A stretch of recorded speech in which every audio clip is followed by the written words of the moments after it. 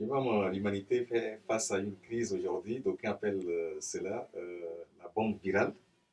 Alors, vous, en tant que leader religieux, est-ce que vous avez des messages précis à l'endroit des Centrafricains?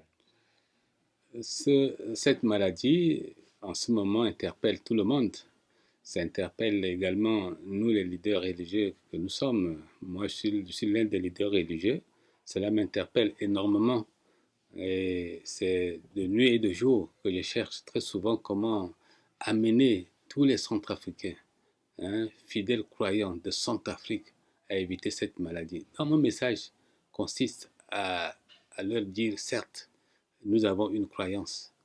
Notre croyance, très souvent, nous amène peut-être pas à l'orgueil, mais à la certitude que ce qui nous arrive, ça vient de Dieu.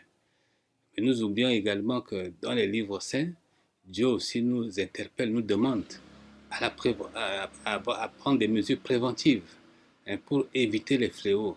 Dieu nous invite également à ne pas nous donner la mort. Et aujourd'hui, il y a toutes les conditions qui sont réunies par les spécialistes, de cette maladie, par tous les médecins de ce monde qui ont trouvé que la salutation était le moyen le plus rapide pour attraper cette maladie. Les accolades, l'approchement, les brassages, tout ça, c'est des moyens les plus faciles pour être atteint par ce fléau. Donc nous aussi, nous devons aussi attirer l'attention de tous nos compatriotes, tous les Centrafricains, toute obédience confondue, que nous devons respecter ces conditions. Nous devons respecter ces mesures préventives pour éviter cette maladie. Nous devons aussi suivre les consignes lancées par les autorités, tant sur le plan national qu'international, pour éviter cette maladie, parce que notre pays a ses moyens très limités et nous ne pouvons pas, même les grands pays avec des moyens énormes qu'on pensait, n'ont pas arrivé à arrêter cette maladie, cette pandémie. Et combien de fois un pays comme le nôtre, dont euh, euh, notre seule procédure, notre seule manière centrafricaine, c'est d'accompagner notre prière par les mesures préventives. Et les mesures préventives, c'est les premiers soins en ce moment pour nous Centrafricains pour éviter cette maladie. Et si nous évitons, nous restons confinés, pour dire que cela vient de Dieu, ça pourrait m'atteindre que si Dieu l'a voulu. Mais notre destin, on doit le protéger aussi dans notre destin. Dans notre destin, la protection de la vie aussi est indispensable. Voilà le message que j'ai à lancer à l'endroit de mes compatriotes. Oui, Yvonne, les autorités centrafricaines, particulièrement le président de la République, a pris des mesures préventives, la suspension de la célébration des cultes, des établissements scolaires. Alors, vous, en tant que leader religieux, comment appréciez-vous cela surtout, la suspension des cultes religieux? Toutes ces mesures-là, je les apprécie à leur juste valeur.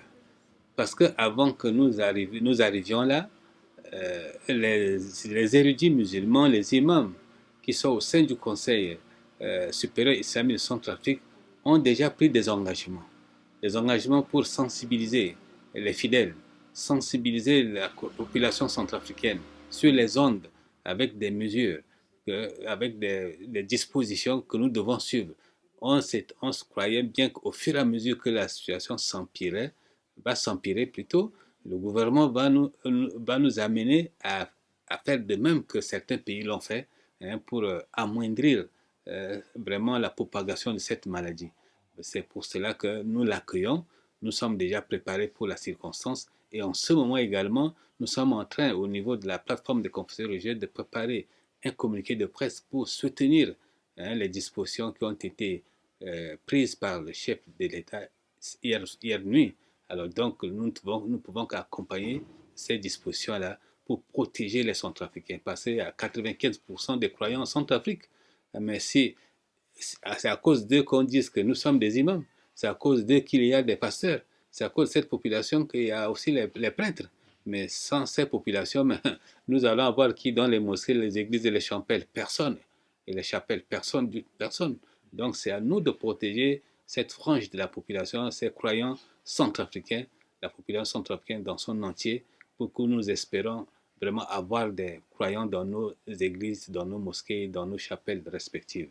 Je suis Imam Oumar Kobin Layama, président du Conseil supérieur islamique de Centrafrique. Je demande à tous les Centrafricains de suivre, de respecter les mesures préventives, hein, qui sont laver la main avec du savon à tout moment, ne pas se saluer, nous devons nous saluer à distance et ne pas s'embrasser et de toujours prendre une distance d'1 mètre avec les autres.